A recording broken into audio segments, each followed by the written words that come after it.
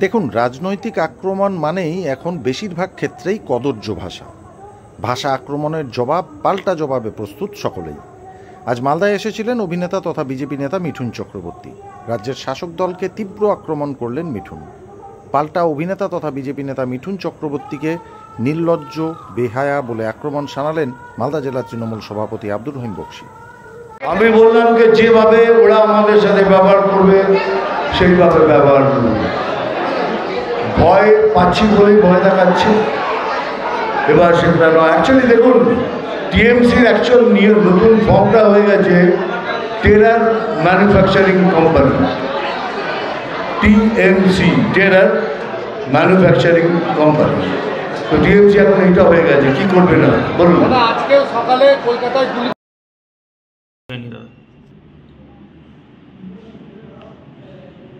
তিনি বেলাগাম আক্রমণ করতে গিয়ে তৃণমূল কংগ্রেসকে, পশ্চিমবঙ্গের সাধারণ মানুষকেই তিনি অপমানিত করেছেন তার বক্তব্যের মধ্যে দিয়ে।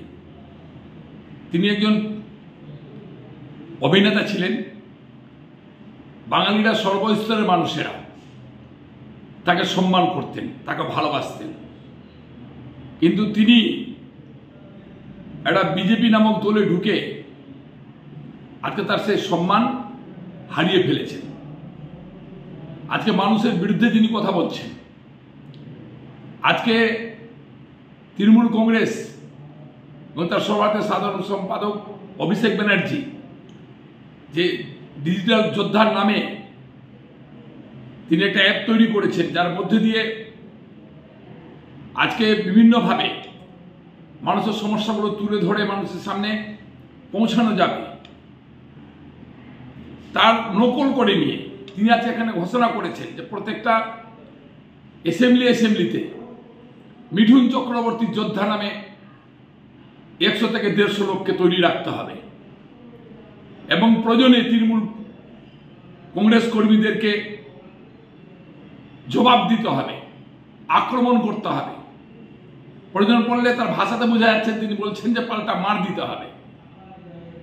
আমরা দুঃখিত, অনুতপ্ত। উনার কাছ থেকে এই ধরনের কথা আমরা আশা করিনি। তবে উনার জানা উচিত যে এটা সিনেমা হল নয়, এটা অভিনয় নয়।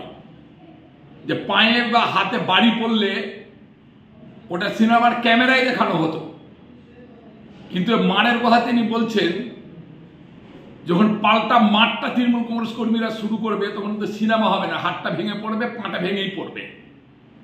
ওনাকে ভেবে কথাগুলো বলতে হতো। আর উনি যে কথা বলেছেন যে মমতা ব্যানার্জি মিছিলে হাঁটবেন ভিনদেশিদের নিয়ে, এরকম একটা নির্লজ্জ মানুষ আমি, বেহায়া মানুষ আমি দেখিনি। পশ্চিমবঙ্গের বাঙালিরা আজকে মমতা ব্যানার্জির সাথে আছে। ওনারা যখন এলাকায় হন্যন্য করে ঘুরে বেড়ান, টাকা দিয়ে লোক জমায়েত করেও একজন ব্লক সভাপতির সমান লোক জমায়েত করতে পারেন না। আর মমতা ব্যানার্জির একটা ডাকে, অভিষেক ব্যানার্জির একটা ডাকে লক্ষ লক্ষ মানুষের ভিড় বাড়ে, কারণ তারা মানুষের নেতা, জনসাধারণ নেতা। তাই আমি সম্মানীয় মিঠুন বাবুর কাছে অনুরোধ করব যে আপনি যেভাবে উস্কে মালদায় দাঙ্গা লাগিয়ে দেওয়ার চেষ্টা করছেন, সাবধানতা অবলম্বন করেন, না তো আগামী দিনে বিজেপিকে মালদার বুকে খুঁজে পাওয়া যাবে না। আপনার এই উস্কানির ফলে যদি তৃণমূল কংগ্রেস এবং সাধারণ মানুষ জেগে উঠে রুখে দাঁড়ায়।